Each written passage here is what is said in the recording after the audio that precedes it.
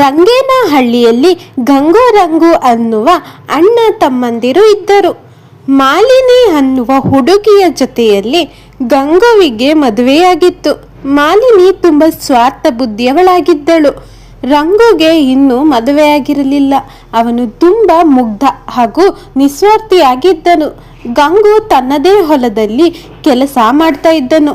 ರಂಗು ಬೇರೆಯವರ ಬಳಿ ಕೂಲಿ ಕೆಲಸ ಮಾಡ್ತಾ ಇದ್ದನು. ಬಂದ ಹಣವನ್ನೆಲ್ಲ ಮಾಲಿನಿ ತೆಗೆದುಕೊಳ್ತಾ ಇದ್ಲು. ಹೀಗಿರುವಾಗ ಒಂದು ದಿವಸ ಮಾಲಿನಿಯು ಒಂದು ಕೆಟ್ಟ ಕುತಂತ್ರ ಮಾಡಿದಳು. ಏನ್ರಿ, ಹೊಲದಲ್ಲಿ ಬೆಳೆಯೆಲ್ಲ ಸರಿಯಾಗಿ ಬೆಳೆಯುತ್ತಿದ್ಯಾ? ಮಾಲಿನಿ, ಹೊಲದಲ್ಲಿ ಕೆಲಸ ಚೆನ್ನಾಗಿದೆ, ಆದ್ರೆ ಇವತ್ತೇನು ನೀನ್ ಹೊಲ ಬಗ್ಗೆ ಮಾತಾಡ್ತಾ ಇದೀಯಾ? ಲರಿ, ಹಾಗೆ ಸುಮ್ಮನೆ. ಇದೇನ್ ಮಾಲಿನಿ, ಯಾವತ್ತೂ ಇಲ್ದೇ ಇರೋದು? ಕೇಳ್ತಾ ಇದ್ದೀಯಾ? ಏನಾಗಿದೆ ನಿನ್ಗೆ? ನೀವು ಹೇಳಿ, ಯಾಕೆ ಎಂದು ಆಮೇಲೆ ಹೇಳ್ತೀನಿ.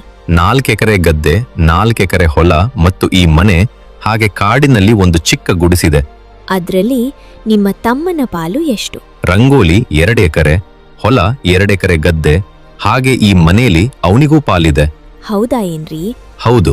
ಇದೆಲ್ಲ ಇವಾಗ ಯಾಕೆ ಕೇಳ್ತಾ ಇದ್ದೀಯಾ? ಏನಾಗಿದೆ ನಿನ್ಗೆ ಎಂದು ಹೇಳುತ್ತಾನೆ. ಆವಾಗ ಮಾಲಿನಿ ರಂಗುವಿನ ಮನೆಯಿಂದ ಆಚೆ ಹಾಕಿ ಅವನ ಆಸ್ತಿ ತನ್ನ ಹೆಸರಿಗೆ ಮಾಡಿಕೊಳ್ಳಬೇಕು ಎಂದು ಯೋಚಿಸಿದಳು. ಹೌದಾ ಏನ್ರಿ? ಆ ನಿಮ್ಮ ತಮ್ಮನನ್ನು ಮನೆಯಿಂದ ಆಚೆ ಹಾಕೋಣ. ಅವನಿಂದ ಏನು ಪ್ರಯೋಜನ ಇಲ್ಲ. ಏನ್ ಹೇಳ್ತಾ ಇದೀಯ ಮಾಲಿನಿ?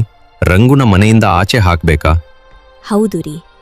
ಅವನನ್ನ ಮನೆಯಿಂದ ಆಚೆ ಹಾಕಿದ್ರೆ ಅವನ ಪಾಲ ಆಸ್ತಿ ಕೂಡ ನಮ್ದಾಗ್ತದೆ. ಆವಾಗ ನಾವು ಈ ಊರಿಗೆ ದೊಡ್ಡ ಶ್ರೀಮಂತರಾಗ್ತೀವಿ ಎಂದು ಹೇಳುತ್ತಾಳೆ. ಗಂಗುವಿನ ಮನಸ್ಸಲ್ಲಿ ಆಸೆ ಹುಟ್ಟಿತು. ಗಂಗು ಮಾಲಿನಿಯ ಮಾತಿಗೆ ಸರಿ ಎಂದು ಹೇಳಿದನು. ಮರುದಿನ ಮಾಲಿನಿ ಮತ್ತು ಗಂಗು ಸೇರಿ ರಂಗುನ ಮನೆಯಿಂದ ಆಚೆ ಹೋಗು ಎಂದು ಹೇಳಿದರು. ನೋಡು ರಂಗು, ನೀನ್ ಮನೆಯಿಂದ ಆಚೆ ಹೋಗು. ಇನ್ನು ನಿನ್ಗಿಲ್ಲಿ ಜಾಗವಿಲ್ಲ. ಅರೆ, ಏನಾಯ್ತಣ್ಣ? ನನ್ನಿಂದ ಏನಾದ್ರೂ ತಪ್ಪಾಯ್ತಾ? ಅದೆಲ್ಲ ನಿನ್ಗೆ ಬೇಡ. ನೀನ್ ಮೊದ್ಲು ಮನೆಯಿಂದ ಆಚೆ ಹೋಗು. ಆ ಕಾಡಿನಲ್ಲಿ ಇರುವ ಆ ಮನೆಯಲ್ಲಿ ನೀನಿರ್ಬಹುದು. ಅಲ್ಲಿ ಕೆಲ್ಸ ಇದೆ.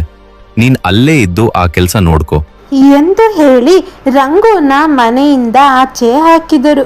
ರಂಗು ಬೇಜಾರಿನಿಂದ ಒಂದು ಅರಳಿ ಮರದ ಕೆಳಗೆ ಕುಳಿತಿದ್ದನು. ರಂಗುವಿನ ಬಳಿಗೆ ಆ ಊರಿನ ಚೇರ್ಮನ್ ಬಂದರು. ಏನಪ್ಪ ರಂಗು, ಯಾಕೆ ಇಷ್ಟೊತ್ತಲ್ಲಿ ಇಲ್ಲಿ ಕುಳಿತಿರುವೆ? ಏನಾಯ್ತು? ಏನಿಲ್ಲ ಚೇರ್ಮನ್, ನಮ್ಮಣ್ಣ ಅತ್ತಿಗೆ ಸೇರಿ ನನ್ನ ಮನೆಯಿಂದ ಆಚೆ ಹಾಕಿದ್ದಾರೆ. ಹೌದಾ? ಇರು, ಆ ಗಂಗೋವಿನ ಮೇಲೆ ಪಂಚಾಯಿತಿ ಕರೆದು ನಿನಗೆ ನ್ಯಾಯ ಕೊಡಿಸುತ್ತೇನೆ. ಅಯ್ಯೋ ಚೇರ್ಮನ್ರೇ, ಆ ರೀತಿಯೆಲ್ಲ ಮಾಡಬೇಡಿ. ನನ್ನ ಅಣ್ಣನ ಮರ್ಯಾದೆ ಹೋಗುತ್ತೆ. ನೀನು ಹಾಗೆ ಹೇಳಿದ್ರೆ ನಿನ್ನ ಪರಿಸ್ಥಿತಿ ಏನು? ನೀನು ಎಲ್ಲಿ ಉಳಿದುಕೊಳ್ಳುತ್ತೀಯಾ? ಚೇರ್ಮನ್ರೇ, ನಾನು ಆ ಕಾಡಿನಲ್ಲಿರುವ ಮನೆಯಲ್ಲಿ ಇರುತ್ತೇನೆ. ಹೌದಾ?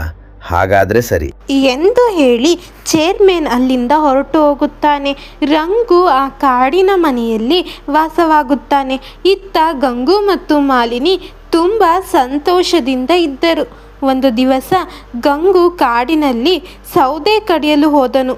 ಆವಾಗ ಅವನಿಗೆ ಒಂದು ಬಂಗಾರದ ಮೊಟ್ಟೆ ಸಿಕ್ಕಿತು. ಗಂಗು ಆ ಬಂಗಾರದ ಮೊಟ್ಟೆನ ತೆಗೆದುಕೊಂಡು ಮನೆಗೆ ಬಂದನು. ಮಲಿನಿ, ನೋಡು, ಇಲ್ಲಿ ನನಗೆ ಇವತ್ತು ಕಾಡಿನಲ್ಲಿ ಒಂದು ಬಂಗಾರದ ಮೊಟ್ಟೆ ಸಿಕ್ಕಿದೆ. ಹೌದಲ್ಲರಿ? ಇಷ್ಟು ದೊಡ್ಡ ಮೊಟ್ಟೆ ಇದ್ರೊಳಗೆ ಬಂಗಾರ ಇದೆ ಎಂದು ಅನಿಸುತ್ತದೆ. ಹೌದು ಮಾಲಿನಿ, ಮೊಟ್ಟೆಯೊಳಗೆ ತುಂಬಾ ಬಂಗಾರ ಇದೆ ಎಂದು ಅನಿಸುತ್ತದೆ ಎಂದು ಅಂದುಕೊಂಡರು. ಮರುದಿನ ಬೆಳಗ್ಗೆ ಆ ಮೊಟ್ಟೆ ಒಡೆದು ಒಂದು ಹಕ್ಕಿ ಆಚೆ ಬಂದಿತ್ತು. ಅದನ್ನು ನೋಡಿ ಮಾಲಿನಿ ಮತ್ತು ಗಂಗು ತುಂಬಾ ಬೇಸರಗೊಂಡರು. ಏನ್ರಿ, ಮೊಟ್ಟೆಯಿಂದ ಈ ಹಕ್ಕಿ ಬಂದಿದೆ, ಚಿನ್ನ ಇರುತ್ತೆ ಅನ್ಕೊಂಡಿದ್ದೆ. ಆದ್ರೆ ಯಾವುದು ಹಕ್ಕಿ ಮೊಟ್ಟೆ ತಂದಿದ್ದೀರಾ? ಅರೆ ಮಾಲಿನಿ, ನನಗೆ ಏನು ಗೊತ್ತಿತ್ತು ಇದು 10 ಮೊಟ್ಟೆ ಅಂತ. ಇವಾಗ ಈ ಮೊಟ್ಟೆನ ಏನ್ ಮಾಡೋದು? ಅದನ್ನ ನಿಮ್ಮ ತಮ್ಮನಿಗೆ ತೆಗೆದುಕೊಂಡು ಹೋಗಿ ಕೊಡಿ ಎಂದು ಹೇಳುತ್ತಾಳೆ. ಗಂಗು ಆ ಹಕ್ಕಿನ ತೆಗೆದುಕೊಂಡು ಹೋಗಿ ರಂಗುಗೆ ಕೊಟ್ಟು ಬರುತ್ತಾನೆ. ರಂಗು ಆ ಹಕ್ಕಿನ ಚೆನ್ನಾಗಿ ನೋಡಿಕೊಳ್ಳುತ್ತಾನೆ. ಆದರೆ ಆ ಹಕ್ಕಿ ತುಂಬ ಮಂಕಾಗಿರುತ್ತದೆ. ಅದಕ್ಕೆ ರಂಗು ಪಂಡಿತರ ಮನೆಗೆ ಹೋಗಿ ಆ ಹಕ್ಕಿಗೆ ಔಷಧಿ ಕೇಳುತ್ತಾನೆ. ಪಂಡಿತರು ರಂಗುಗೆ ಔಷಧಿ ಕೊಡುತ್ತಾನೆ. ರಂಗು ಆ ಔಷಧಿಯನ್ನು ತೆಗೆದುಕೊಂಡು ಬಂದು ಆ ಹಕ್ಕಿಗೆ ಕೊಡುತ್ತಾನೆ. ಆದರೂ ಆ ಹಕ್ಕಿ ಯಾಕೋ ಮಂಕಾಗಿರುತ್ತದೆ. ಅರೆ ಹಕ್ಕಿ, ನೀನ್ ಬಂದಾಗಿನಿಂದ ಒಂಥರ ಇದೆಯಾ? ಯಾಕೆ, ಏನಾಯ್ತು? ನೀನ್ ಮಾತಾಡ್ತಾ ಇದ್ರೆ ತುಂಬಾ ಚೆನ್ನಾಗಿರ್ತಿತ್ತು ಎಂದು ಹೇಳುತ್ತಾನೆ. ಆಗ ಹಕ್ಕಿ ಮಾತನಾಡುತ್ತದೆ. ಅರೆ ಮಾನವ, ನಾನು ಮಾತಾಡ್ತೇನೆ. ಹೌದಾ ಹಕ್ಕಿ? ಯಾಕೆ ನೀನು ತುಂಬಾ ದಿನದಿಂದ ಮಂಕಾಗಿದ್ಯಾ? ಏನಾಗಿದೆ? ಅದು ನಾನು ಒಬ್ಬ ರಾಜಕುಮಾರಿ. ನನಗೆ ಒಬ್ಬ ಮುನಿಗಳು ಶಾಪ ನೀಡಿರುವುದರಿಂದ ನಾನು ಈ ರೂಪದಲ್ಲಿ ಇದ್ದೇನೆ. ಹೌದಾ? ನೀವು ಸರಿ ಹೋಗಲು ಸಾಧ್ಯನಾ? ಹೌದು, ಅದು ಸಾಧ್ಯ. ಆ ಮುನಿಗಳ ಬಳಿ ಇದಕ್ಕೆ ಪರಿಹಾರ ಇದೆ. ಆದರೆ ಅವರನ್ನು ಹುಡುಕಬೇಕು. ಸರಿ, ನಾನು ನಿಮಗೆ ಸಹಾಯ ಮಾಡುವೆ. ಆ ಮುನಿಯನ್ನು ಹುಡುಕಿ ನಿಮ್ಮ ಸಮಸ್ಯೆಗೆ ಪರಿಹಾರ ತರುತ್ತೇನೆ ಎಂದು ಹೇಳಿ ರಂಗು ಆ ಗುರುಗಳನ್ನು ಹುಡುಕುತ್ತಾ ಹೊರಟನು. ಆವಾಗ ಅವನಿಗೆ ಆ ಗುರುಗಳು ಸಿಕ್ಕಿದರು. ಅವರ ಬಳಿ ಎಲ್ಲ ವಿಷಯವನ್ನು ತಿಳಿಸಿದನು. ಆವಾಗ ಆ ಮುನಿಗಳು ಶಾಪ ವಿಮೋಚನೆಯ ಬಗ್ಗೆ ತಿಳಿಸಿದರು. ರಂಗು ಹೋಗಿ ಆ ಕೆರೆಯಲ್ಲಿ ನೀರು ತಂದು ಆ ನೀರನ್ನು ಹಕ್ಕಿಗೆ ಹಾಕಿದನು. ಆವಾಗ ಆ ಹಕ್ಕಿ ಒಂದು ಸುಂದರವಾದ ರಾಜಕುಮಾರಿಯಾದಳು. ರಂಗುವಿನ ಮನೆಗೆ ಅವರ ಅಣ್ಣ ಅತ್ತಿಗೆ ಕೂಡ ಬಂದಿದ್ದರು. ಆ ರಾಜಕುಮಾರಿ, ನಿಮಗೆ ತುಂಬಾ ಧನ್ಯವಾದಗಳು. ನೀವು ನನ್ನನ್ನು ಮದುವೆಯಾಗಿ ನನ್ನ ಅರಮನೆಯಲ್ಲಿ ಇರಬಹುದು ಎಂದು ಹೇಳಿದಳು. ಆವಾಗ ರಾಜಕುಮಾರಿ ಶಾಪ ಕೊಟ್ಟಿದ್ದ ಮುನಿ ಕೂಡ ಪ್ರತ್ಯಕ್ಷರಾದರು.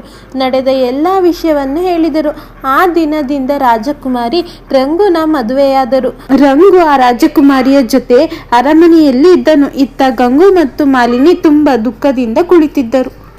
ಇದು ಇಂದಿನ ಸಿಂಪಲ್ ಸ್ಟೋರಿ. ಈ ಸ್ಟೋರಿ ಏನಾದರೂ ನಿಮ್ಗೆ ಇಷ್ಟ ಆದರೆ ಲೈಕ್ ಮಾಡಿ, ಶೇರ್ ಮಾಡಿ, ಸಬ್ಸ್ಕ್ರೈಬ್ ಮಾಡೋದನ್ನು ಮರಿಬೇಡಿ. ಧನ್ಯವಾದ. ಕೆಲವು ವರ್ಷಗಳ ಹಿಂದೆ ಒಂದು ಸಣ್ಣ ಹಳ್ಳಿಯಲ್ಲಿ ಇಬ್ಬರು ವ್ಯಕ್ತಿಗಳು ವಾಸವಾಗಿದ್ದರು. ಅವರು ಅಕ್ಕಪಕ್ಕದ ಮನೆಯವರಾಗಿದ್ದರು. ಅವರಿಬ್ಬರ ಹೆಸರು ಮೋಟು ಪತ್ಲು. ಅವರಿಬ್ಬರು ಬೆಟ್ಟದ ಕೆಳಗೆ ಇರುವ ಚಿಕ್ಕ ಚಿಕ್ಕ ಮನೆಯಲ್ಲಿ ವಾಸಿಸುತ್ತಿದ್ದರು. ಅವರಿಬ್ಬರು ಅವರವರ ಹೆಂಡತಿಯರ ಜೊತೆ ವಾಸಿಸುತ್ತಿದ್ದರು. ಇಬ್ಬರು ಸಹ ಅವರಿಗೆ ಚಿಕ್ಕ ಚಿಕ್ಕ ಕೊಠಡಿಯನ್ನು ನಿರ್ಮಿಸಿಕೊಂಡಿದ್ದರು. ಮೋಟು ಬಡತನದ ಕಾರಣ ಯಾವಾಗಲೂ ದುಃಖಿತವಾಗಿರುತ್ತಿದ್ದ. ಸಾಮಾನ್ಯವಾಗಿ ಅವರು ಹಸಿವಿನಿಂದ ಇರುತ್ತಿದ್ದರು.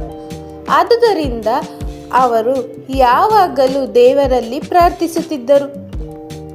ಹೀಗೆ ಒಂದು ದಿನ ಗಿಡದ ದೇವರು ಅವನ ಪೂಜೆಗೆ ಸಂತೃಪ್ತರಾಗಿ ಅವನ ಬಳಿ ಪ್ರತ್ಯಕ್ಷರಾದರು. ಹೇಳು, ನಿನಗೆ ಏನು ಬೇಕು ಒಳ್ಳೆ ಮನುಷ್ಯನೇ? ನೀನು ನನ್ನ ಪ್ರಾರ್ಥನೆ ಕೇಳಿಸ್ಕೊಬಿಟ್ಟ? ನೀನೊಬ್ಬ ಒಳ್ಳೆ ಮನುಷ್ಯನೇ, ಆದರೆ ಬೇಗ ಹೇಳು ಏನು ಬೇಕು ಅಂತ.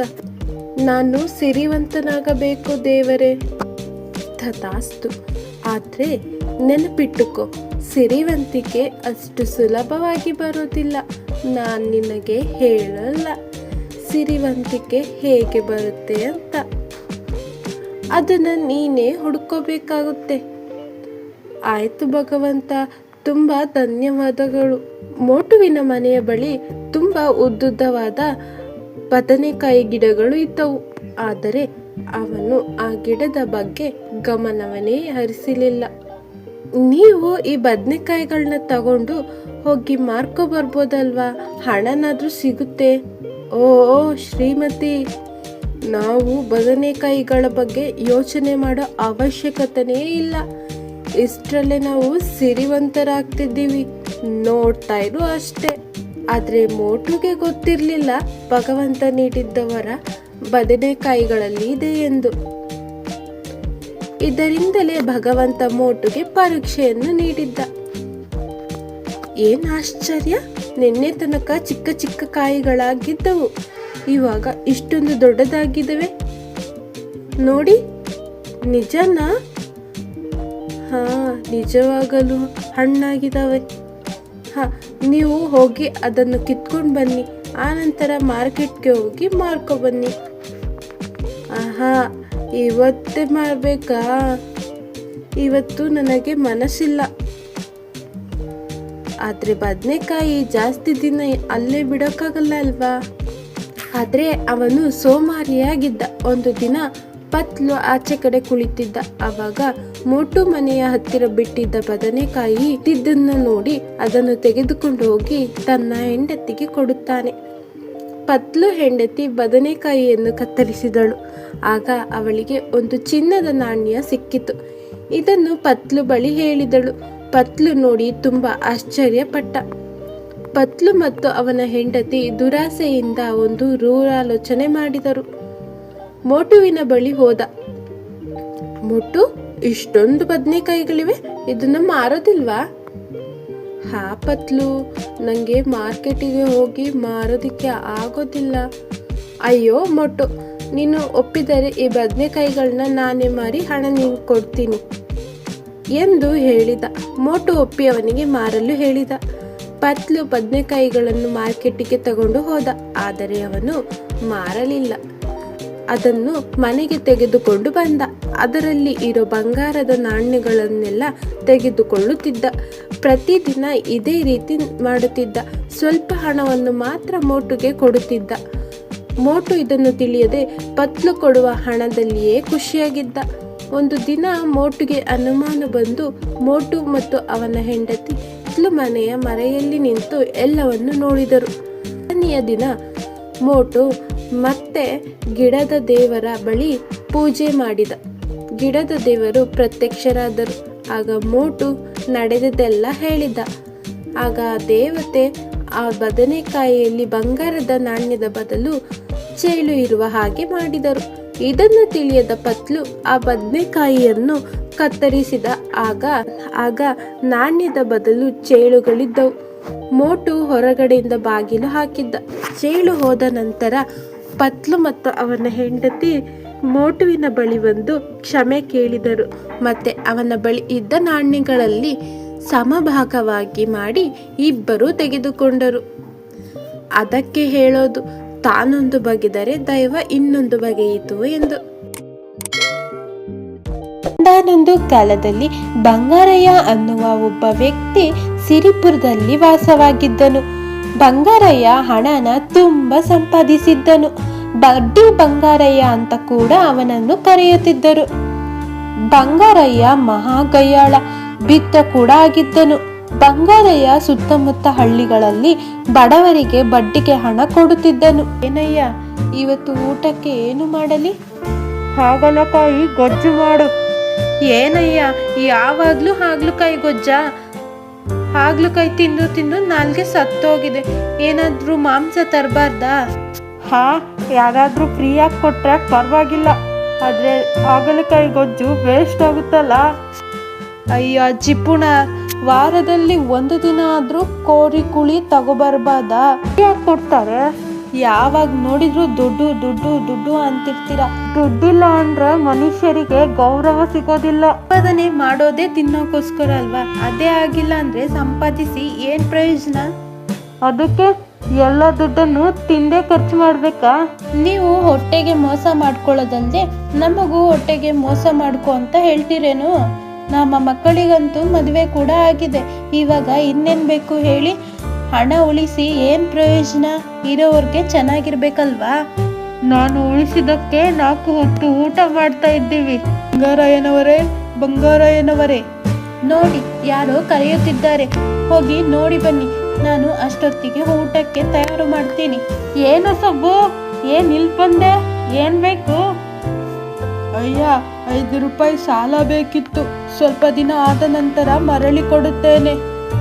ಸರಿ, ಅಡ ಇಡಲು ಏನ್ ತಂದಿದೀಯಾ? ನಾನು ಅಡ ಇರಿಸಿಕೊಳ್ಳದೆ ಸಾಲ ಕೊಡೋದಿಲ್ಲ. ಸರಿ ಅಯ್ಯ, ನಾನು ಒಂದು ಚೊಂಬನ್ನು ತಂದಿದ್ದೇನೆ, ತೆಗೆದುಕೊಳ್ಳಿ.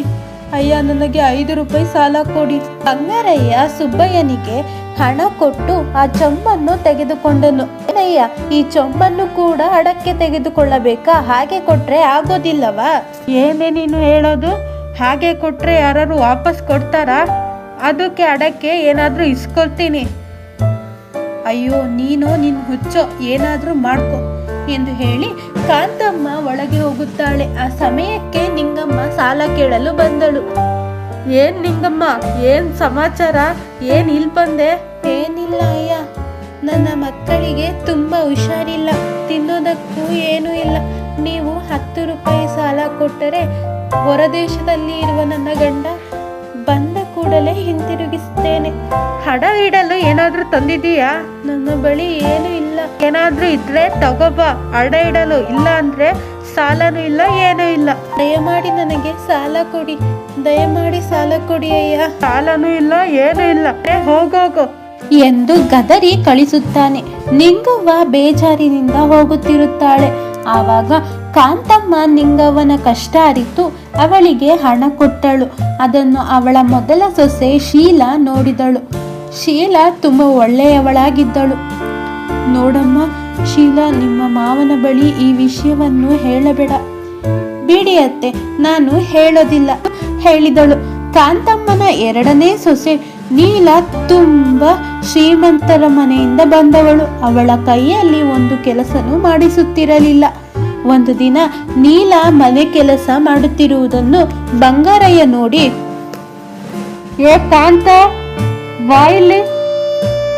ಏನ್ರಿ ಕರೆದ್ರ? ಏನೇ ಚಿಕ್ಕ ಸೊಸೆ ಹತ್ತಿರ ಕೆಲಸ ಮಾಡಿಸ್ತಾ ಇದ್ದೀಯಾ?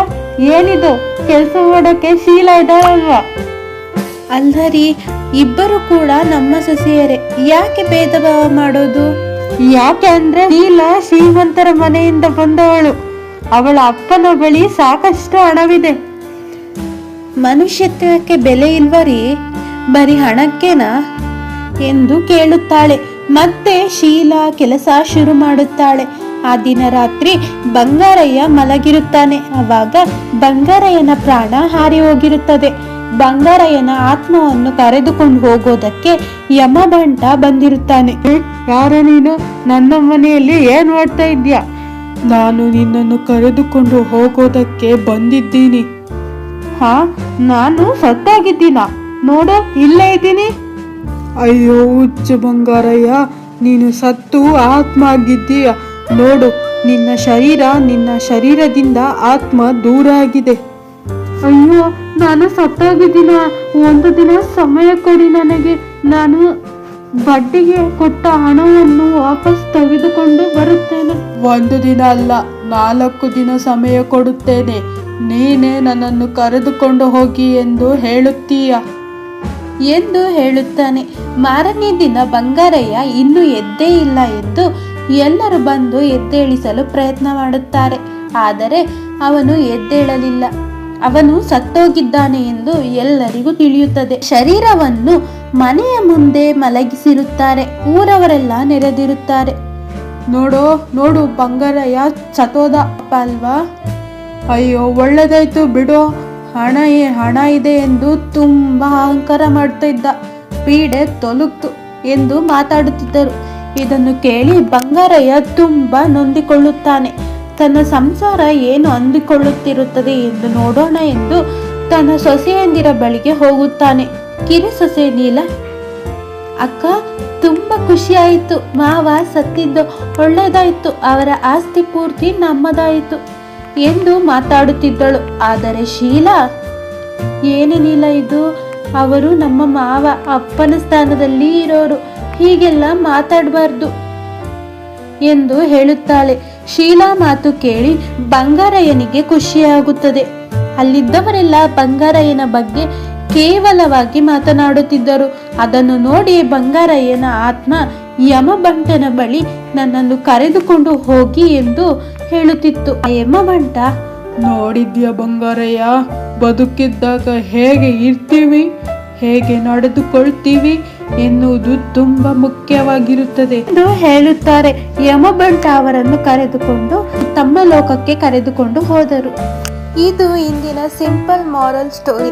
ಇನ್ನಷ್ಟು ಸ್ಟೋರಿಗಳಿಗಾಗಿ ನಮ್ಮ ಚಾನಲ್ ಅನ್ನು ಸಬ್ಸ್ಕ್ರೈಬ್ ಮಾಡಿಕೊಳ್ಳಿ. ಧನ್ಯವಾದಗಳು.